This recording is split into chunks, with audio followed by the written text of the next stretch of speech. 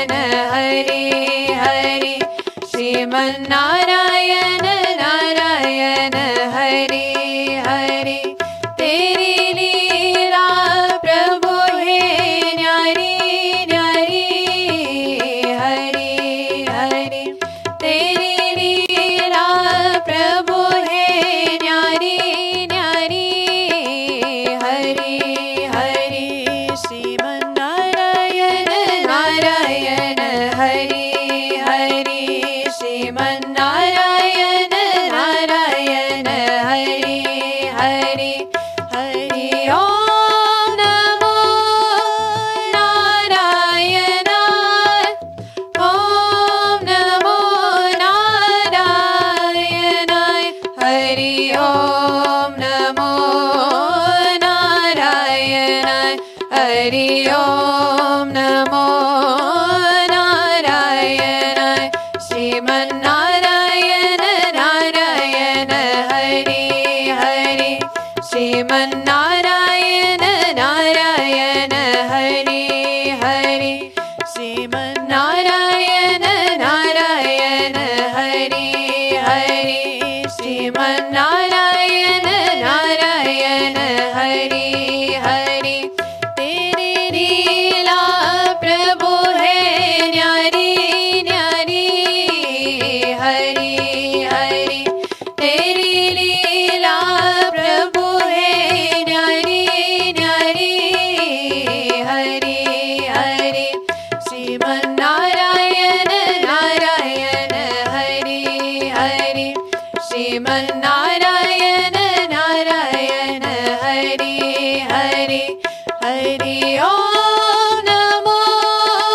नारायण ओम नमो नारायण हरि ओम नमो नारायण हरि ओम नमो नारायण श्रीमन्नारायण नारायण हरे हरे श्रीमन्नारायण नारायण हरे हरे श्रीमन्नारायण नारायण हरे हरे श्रीमन्नारायण नारायण हरे हरे तेरे लीला प्रभु है न्यारी न्यारी हरे हरे तेरी लीला प्रभु है न्यारी न्यारी हरे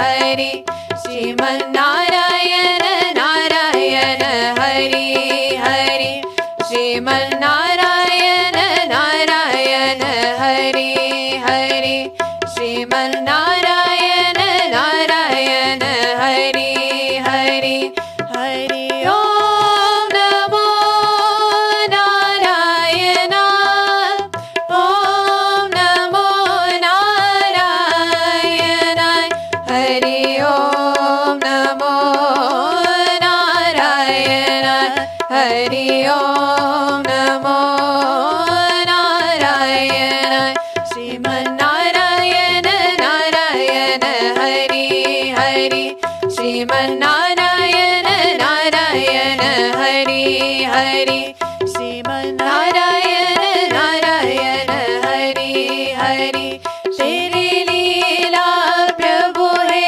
न्यारी न्यारी हरे हरे तेरी लीला प्रभु है न्यारी न्यारी हरे हरे श्रीमन्नारायण नारायण हरे हरे श्रीमन्नारायण नारायण हरे हरे श्रीमन्नारायण नारायण हरे हरे श्रीमन्नारायण नारायण हरे हरे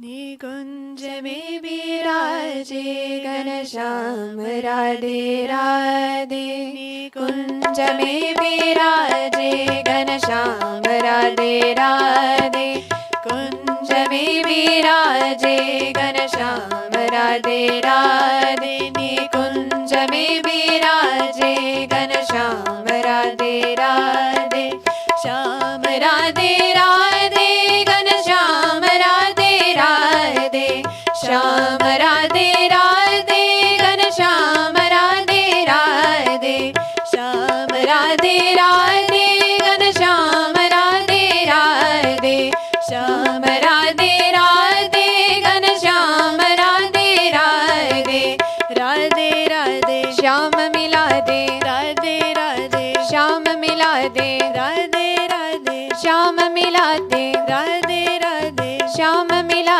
दे राधे राधे श्याम मिला दे राधे राधे श्याम मिला दे कुंज में विराजे घनश्याम राधे राधे निकुंज में विराजे घनश्याम राधे राधे निकुंज में विराजे घनश्याम राधे राधे निकुंज में विराजे घनश्याम राधे राधे श्याम राधे राधे घनश्याम राधे राधे श्याम राधे राधे घनश्याम राधे राधे श्याम राधे राधे घनश्याम राधे राधे श्याम राधे राधे घनश्याम राधे राधे राधे राधे श्याम मिला दे राधे राधे श्याम मिला दे राधे राधे श्याम मिला दे राधे राधे श्याम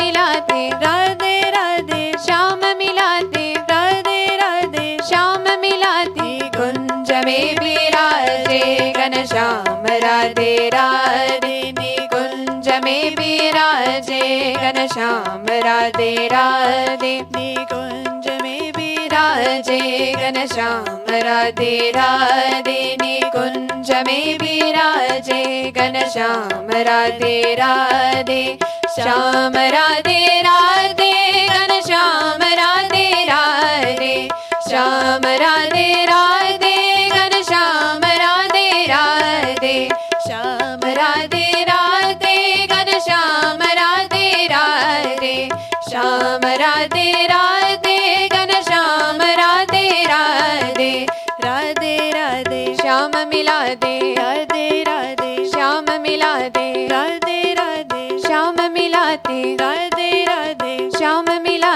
दे राधे राधे श्याम मिला दे राधे राधे श्याम मिला दे कुंज में विराजे घनश्याम राधे राधे निकुंज में विराजे घनश्याम राधे राधे निकुंज में विराजे घनश्याम राधे राधे निकुंज में विराजे घनश्याम राधे राधे श्याम राधे राधे घनश्याम राधे राधे श्याम राधे राधे घनश्याम राधे राधे श्याम राधे राधे घनश्याम राधे राधे राधे राधे श्याम मिला दे राधे राधे श्याम मिला दे राधे राधे श्याम मिला दे राधे राधे श्याम मिला दे राधे राधे श्याम मिला दे राधे राधे श्याम मिला दे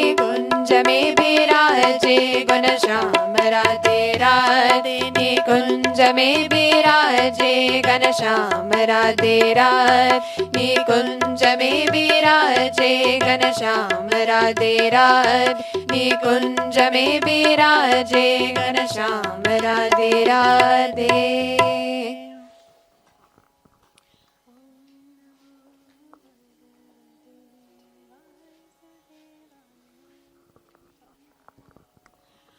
ॐ नमो भगवते वासुदेवाय ॐ नमो भगवते वासुदेवाय ॐ नमो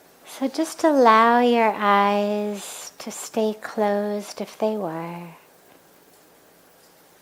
or draw them closed if they were open.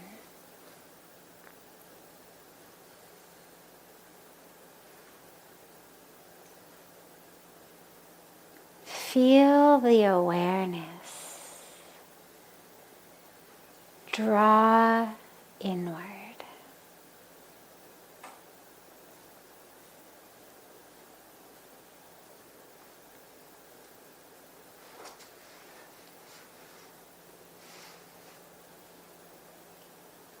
Draw the awareness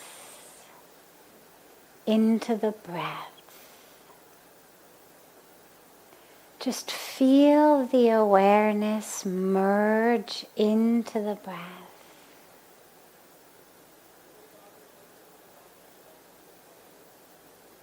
Don't try to change it, but merge the awareness into it. And you'll notice as you do that, that automatically it becomes deeper, becomes longer. But just draw the full awareness into the breath.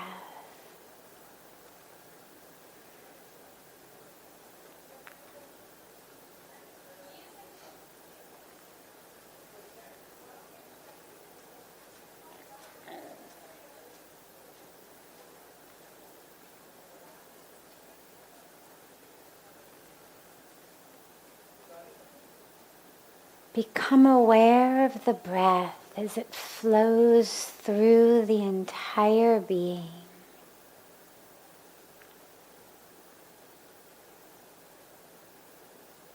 Try to be conscious of every aspect of the being as it's touched and filled with the breath.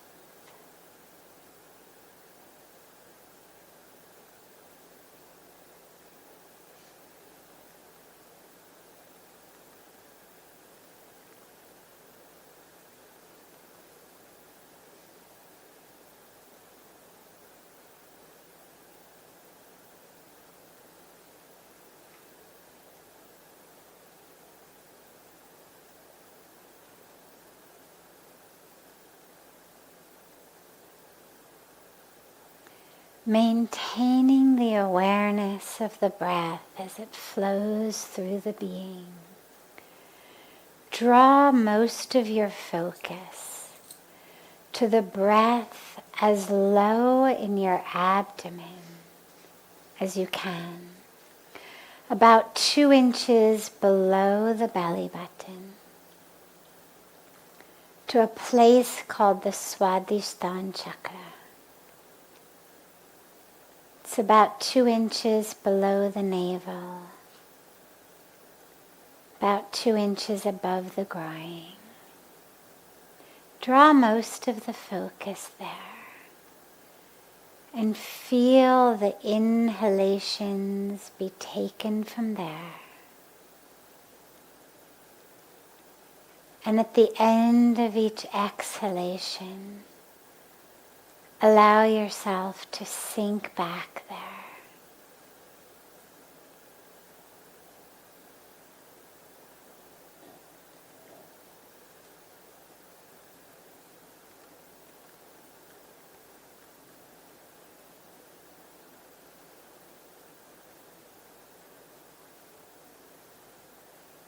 On the next inhalation, allow the breath to be carried upwards from the Swadhisthana chakra, from that place low in the abdomen. Allow the breath to be carried as it rises through the being, all the way up, if you can, to your third eye center, just between the eyebrows, the Agya chakra. It's not about forcing the breath up. Don't suffocate yourself or strain it, but just allow the breath to rise through the being, all the way from the Swadhisthana chakra up to the Agya chakra, the third eye center. And on the exhalations, allow it to drop back down through the being, back down to below the navel.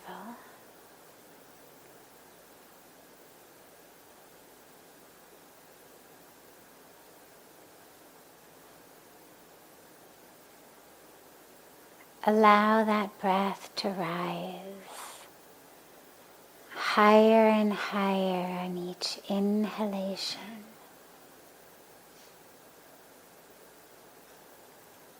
And allow yourself to sink deeper and deeper into the core of the self on each exhalation.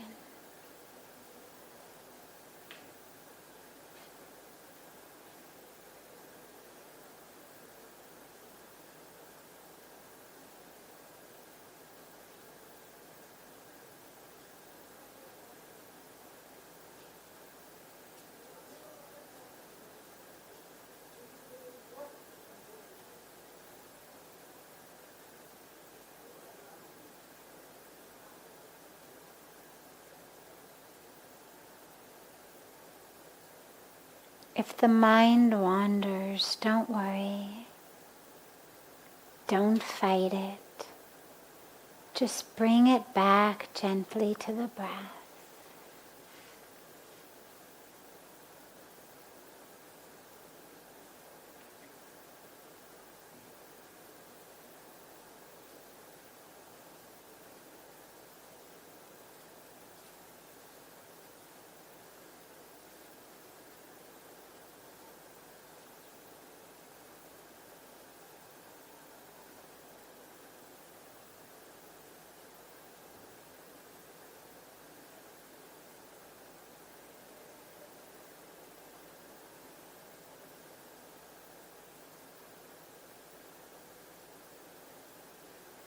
Rising higher and higher, closer and closer to the third eye on the inhalations.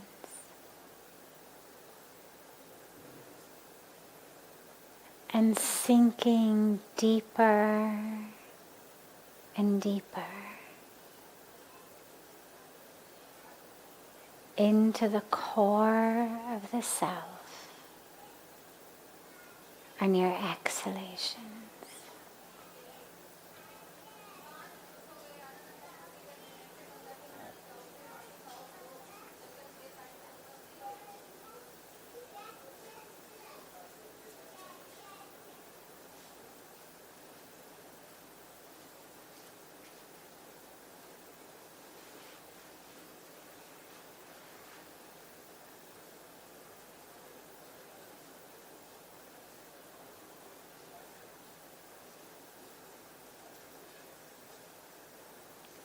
Gently bring the palms together at chest level and rub the palms of the hands against each other.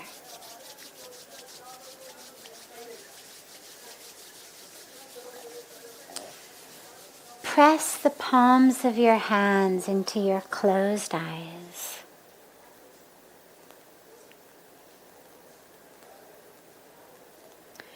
Slowly open the eyes into the palms of the hands and lower the hands.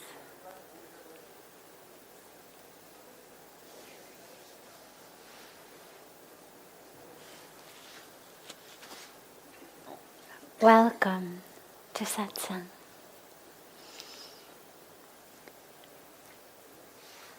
We'll begin as always with a question that's come in advance, and then I'll open it up to any questions that anyone here has before taking any of the others that we have in advance. There are things that I want to do and need to do, but there is resistance to these important things, and instead I spend time on other, more frivolous things. How do I resolve this? It's a dilemma that I think is unique to the human condition. I can't guarantee it. I don't have any vivid recollection of a memory in a past life as anything other than a human. But my instinct is that this dilemma is unique to the human condition. I don't think that animals or anything in nature wastes its time doing what it's not supposed to do. And so, for example, I would be surprised if you ever found chipmunks in the wintertime who found themselves without any nuts stored for the winter because they had spent the summer just, playing around and totally forgot that winter was coming and didn't notice the cool breezes starting and forgot that as a chipmunk their duty was to collect nuts and store them for the winter. But there's something about the human condition and this drama. We speak about it as a leela. In Sanskrit, the word is leela, for the divine drama, in which here we are created by God, of God, as divinity, but then we are sent into a situation where we're going to forget that we are divinity. We're going to think that we are this body. We're going to think that the entire existence is all about the 60 or 70 or 80 or 90 years you get. And then some of us are going to be blessed enough to have something happen in our life, whether it's just the appearance of grace, whether it's a guru, whether it's parents who happen to be really awake and so raised us that way, whether it was an illness, an injury, something that happened that made us realize, oh my God, near-death experience, whatever it may be, but something happens that makes us suddenly say, wait, it's not actually all about what I look like. It's not actually all about how people are treating me. It's not actually all about the model of car I drive or how many people are following me on Facebook or what restaurants I get to eat in or what resorts I get to vacation at, what brand of mobile I have or brand of jeans I wear. But the leela is that we're going to forget that. And so in this leela in which we are God, but we've been created in form with a tendency toward ignorance. It's not always the case, but there's a very large general tendency in the human condition toward the ignorance. And then we have to come back and wake up. And this is important because when you find yourself making commitments to doing things that you need to do, whether it's as logistically needing as collecting your metaphoric nuts for winter, like saving up some of the money that you're making so that down the line, if you need it, you have some. The pure basic, just kind of logistics, nuts and bolts of life. If you're in that householder, have a job phase of life, ashram of life. Or whether it's the things that you want and need on a deeper level. Spiritual experience, wisdom, divine connection.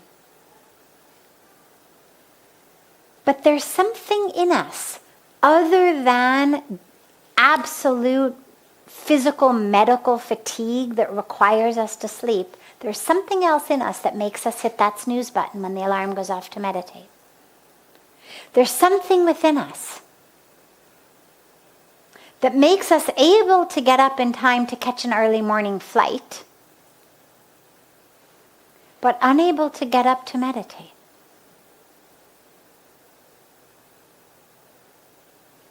Something that enables us to put time and energy into something we want to achieve at work. Oh, there's going to be a board meeting the next day. You've got to be prepared. Do your presentation. We'll stay up all night reading what we need to read, being prepared for that meeting. But how many of us have spiritual books sitting by our bedside that we pledge we're going to read? But by the time we allow ourselves to drop into bed, we're so exhausted that we can't keep our eyes open. Or we drop into bed, but instead of picking up the book, we decide to just hang out on WhatsApp or Messenger or something instead, or check our Facebook instead. So don't feel badly about this. It's not a defect. It is a very actually common aspect of the human condition. And interestingly, it was not created by our smartphones. It was not created by social media, because even though that may be the medium through which a lot of this distraction is happening these days, our scriptures have been talking about the monkey mind. Our scriptures have been talking about discipline, have been talking about committing yourself to a spiritual path for thousands and thousands of years. So long before there was any technology, we were distracting ourselves. Whether we were distracting ourselves by playing with pebbles in the sand, or drawing on walls of caves, or cleaning our own fingernails, or whatever we were doing, we weren't meditating. We weren't inquiring within.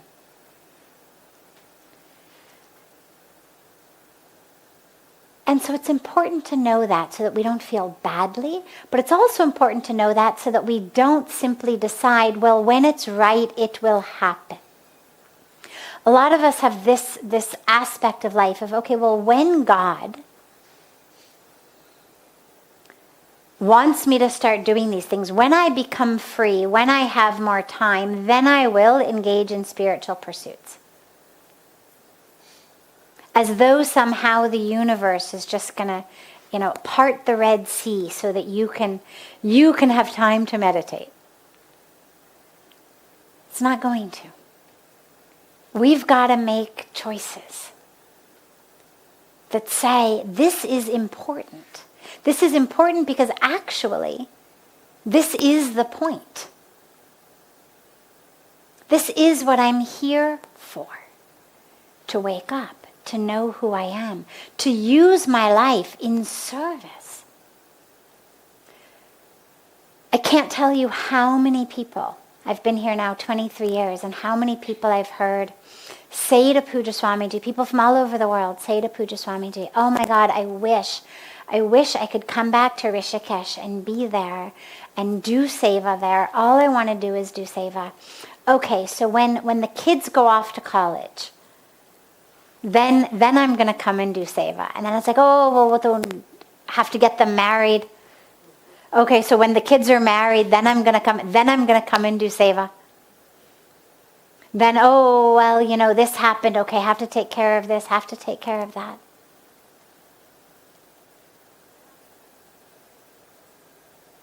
The deep heart and the clear mind. No. That's what I want to be doing. I want to be sitting on the banks of Ganga, meditating, doing seva, engaged in that. But then there's the drama of the human condition that keeps us, one thing after another, keeps us bound. And so, as you find yourself doing things other than that which you know you need to do, this is where you've got to exert discipline. This is where things literally, as simplistic as timetables and alarm clocks and reminders, are very important. You think, well, God, it's spirituality. Like I shouldn't need, an alarm on my phone to remind me. Or I shouldn't need this to remind me, or I shouldn't have to discipline myself so much. Yeah, you do. Not for very long. But until you overcome that initial lethargy of spirit, until you overcome that initial attachment to the ego that says, actually checking the news is much more important than meditating. Actually doing that is more important than meditating. Doing that is more important than seva. Takes us a while to overcome it. And so here's why it's important. A, it's important for your spiritual growth. But B, it's important because there's a very interesting interaction between our thoughts and our actions. So we know that thoughtless action gets us in trouble. If I act without thinking, I get in trouble. We know this. We've all, during the course of our lives, done things without thinking, and you regret it later. But actionless thoughts also get us into trouble. If I have a thought that says, I'm going to get up every morning and meditate. I have a thought that says, I'm going to be serious about my spiritual path. I have a thought that says, I'm going to do seva. I'm going to engage in this practice. And I don't do it. What ends up happening, aside from the fact that I'm not meditating, is that actually my self-identity becomes someone who doesn't do what they say. I know I'm making a decision to do it, and I know that I'm not doing it because it's all happening in me. So it's my same mind that's saying I'm going to get up to meditate, and it's my same mind saying, not today, hitting the snooze button or reading the news instead. And what ends up happening is my whole self-identity becomes, oh yeah, I'm really lazy. Oh yeah, I don't follow through on things. Oh yeah, I don't have any discipline. Oh yeah, I never do things that I commit to doing. And that actually becomes even more harmful than if you had never made a decision to meditate. If you're not going to do it, no problem. But at least then stop committing to doing it. Tell yourself, okay, I'm never going to meditate. I'm going to sleep till 9 o'clock in the morning every day of the rest of my life.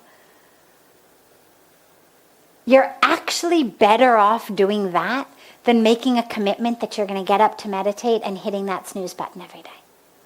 Because in the second case, your whole self-identity is now becoming someone who doesn't do what they say. And that's going to then leak into every other area of your life. Wherever else you make a commitment, there's going to be a voice in your head that says, yeah, well, you don't follow your commitments anyway. Yeah, well, you don't have discipline anyway. Yeah, well, you never achieve what you say you're going to do anyway. And you get that voice in the back of your mind, and sometimes it's so subtle that you can't even hear it. That's that voice going, yeah, we're used to hearing you say things. And that's the most destructive voice to have in your head. So if you make a commitment that you're going to do it, do it. Make that alarm as loud as you need to make it. Put it in the farthest corner of your room. Create a situation where you are not going to have food all day if you don't get up. When I first came here, the morning prayers that take place here in the ashram at 5, they were compulsory for the first several decades of the ashram's existence. And when I first came here, they were still compulsory. And if you didn't go, you didn't get food that day. And during the morning prayers, the chowkidar of the ashram would literally go around room to room to room and knock on the doors of the ashram, every door of every room. And by the end of the prayer, there would be a list, and the list would come into the hands of whichever saint was giving the morning discourse. And at the end of the discourse, he would read a list that said, the following people are observing upvas today. Following people are fasting today. The euphemistic way of saying they're not going to be fed.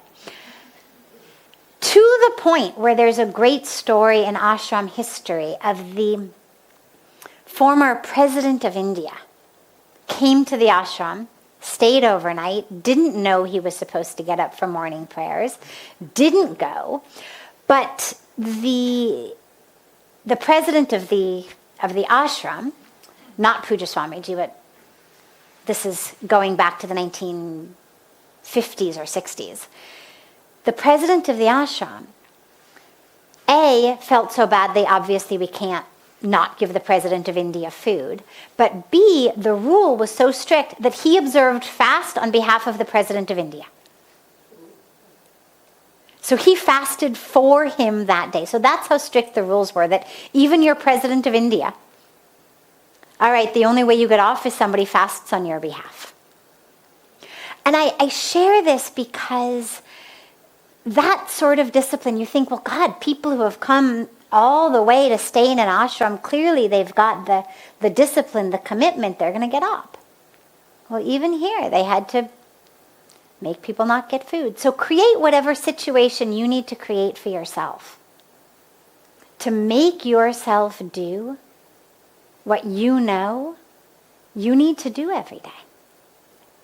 If it's meditation, if it's your yoga asanas, if it's going to the gym, your prayers, your service, if it's not every day, if it's every week, whenever it is. But create a situation in which if you don't do those things,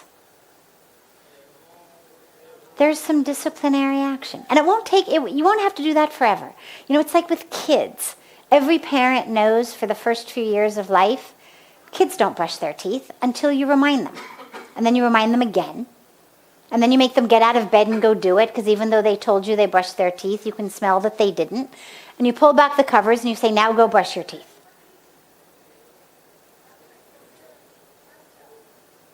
But after a few years of age, we get to a point where there's no way that we'd leave the house without brushing our teeth, because something from inside of us says, ugh.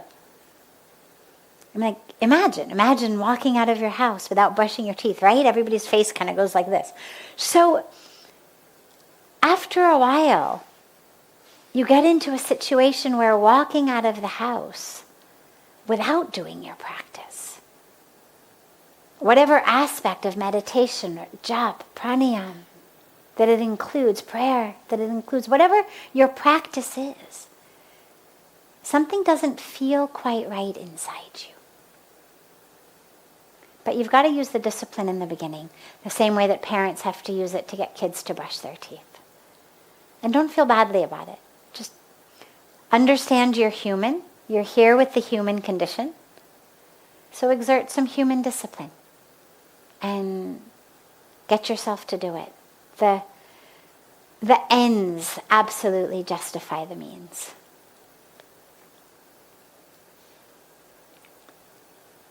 So before I take any of the other questions that came in advance, if there are any questions here, I'm happy to take them.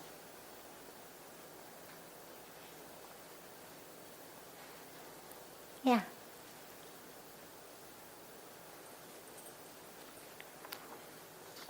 Okay, so you'll get another chance in just a moment. I'll take one of the others that have come in advance first. Do you believe in absolute certainty? Sure. We're all going to die. It's certain. I know that because, from a spiritual standpoint, scriptures of the world tell us everything that is born has to die, matter is temporary. I know it from a scientific standpoint. I also know it from an experiential standpoint, as in, I've never heard of anyone ever living forever. So yes, absolute certainty. We will all die.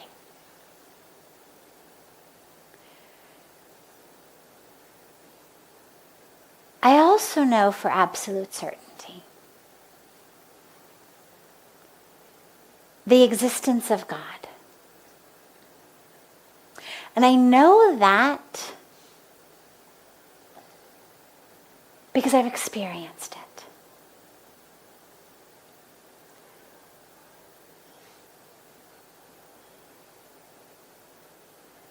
The only real way to know something as truth is to experience it.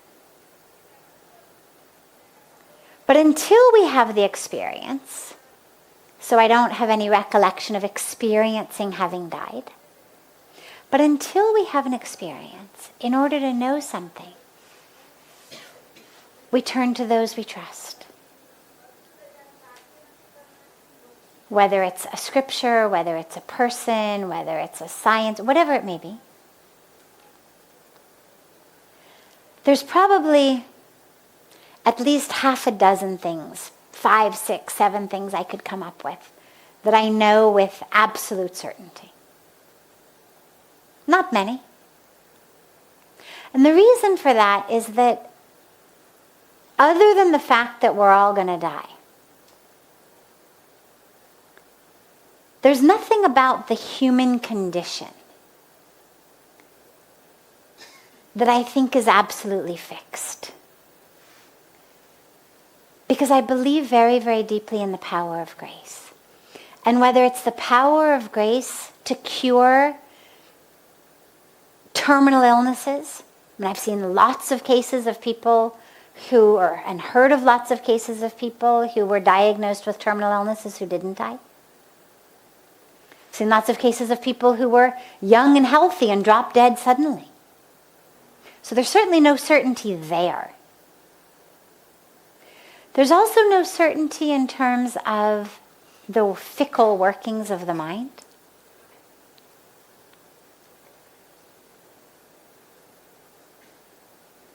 That which is certain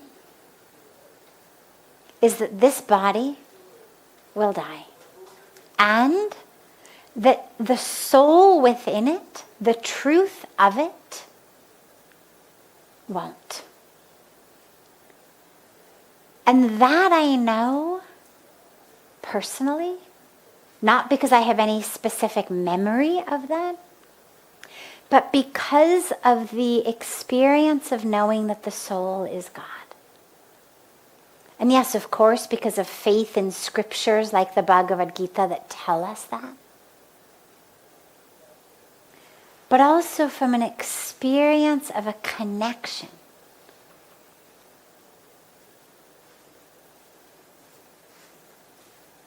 But there's very little else that's absolutely certain. And so most of us spend a lot of time worrying about things that we think are absolutely certain. Or expecting things that we think are absolutely certain, and then we get upset. So most of us think it's pretty absolutely certain that if you work really, really hard, and you work honestly, you should succeed. If you're a good person, you work hard, you work well, you should succeed. Doesn't always happen. Lots and lots of stories of really good people who work really hard, who just for whatever reason in the universe, things just seem to not work for them.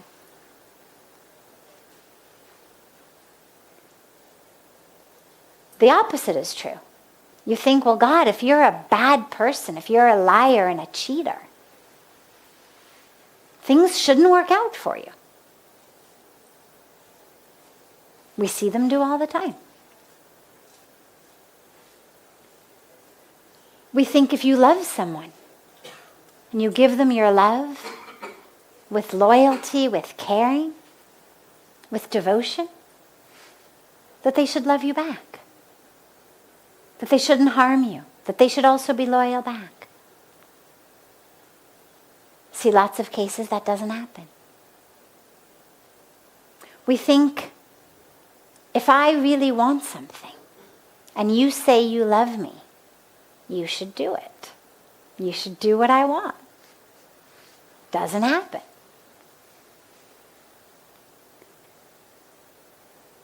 That attachment to certainty in our life is what leads to frustration.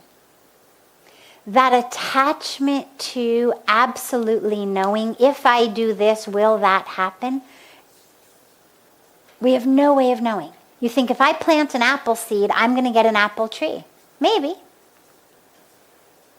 That's certainly the only type of tree you're going to get. If you plant an apple seed, you're not going to get a peach tree. But planting an apple seed does not guarantee you're going to get an apple tree. You could plant that apple seed, but you could plant it in the wrong place at the wrong time of year, in a climate that doesn't support apple trees. You could plant it in a climate that does support apple trees, but a horrible year of drought. Anything could happen. This is where in the Bhagavad Gita, Lord Krishna emphasizes so much.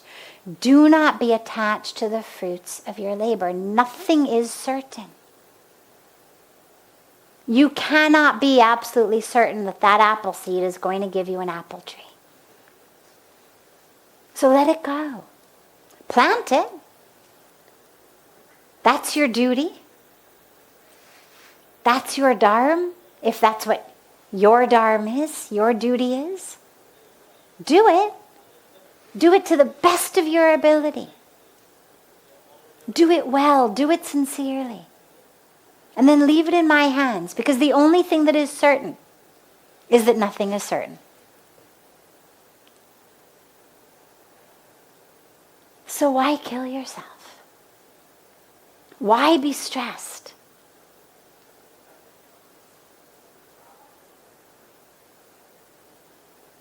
Why have these expectations? Nothing is certain.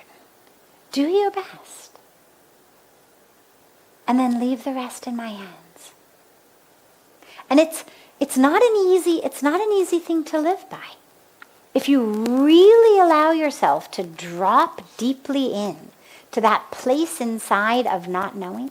I mean, we don't know anything. We don't even know that this roof isn't going to fall on us. You have no way of knowing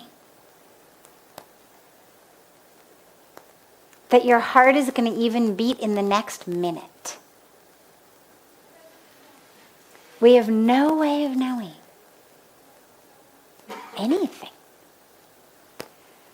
And when you drop into that, it's scary. If it's not scary, you haven't dropped deep enough.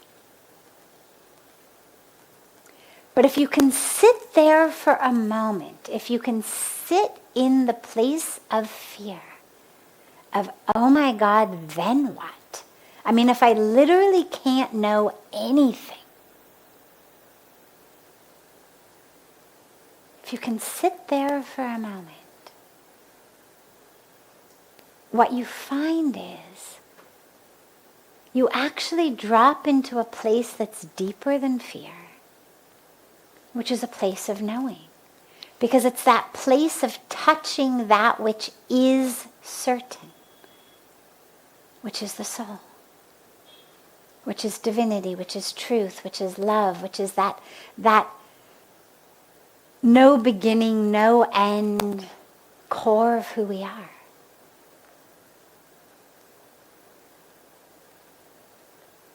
That's where the meditation teaching that is given to us of going within and just asking, who am I?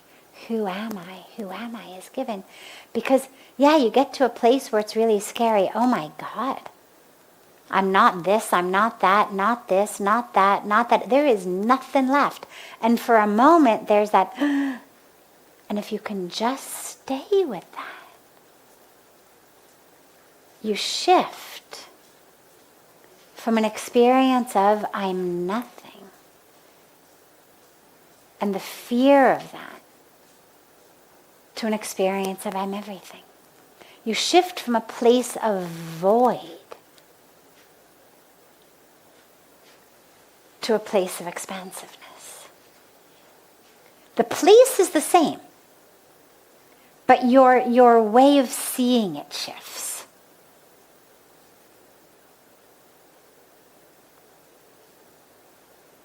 When you touch that place, initially the way of seeing it is, oh my God, I'm nothing. And then if you stay with it, the awareness of that experience shifts to, oh my God, I'm everything. And that's what's certain.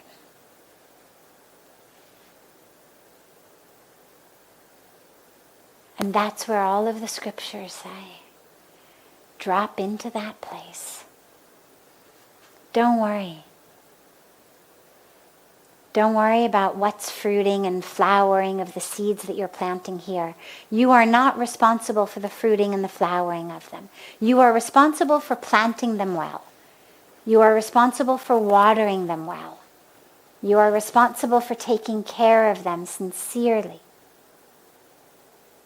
But you're not the one who can actually make a seed sprout. I mean, really, can any of us do that? We can't even digest the food in our own stomachs. I mean, if there weren't a system in place that knew what to do, you couldn't do that. I mean, if suddenly your food just stopped digesting and you had to use all your mental power to digest it, we couldn't do that. No idea how to make my body digest food if there weren't an automatic system already in place. Forget making a seed sprout.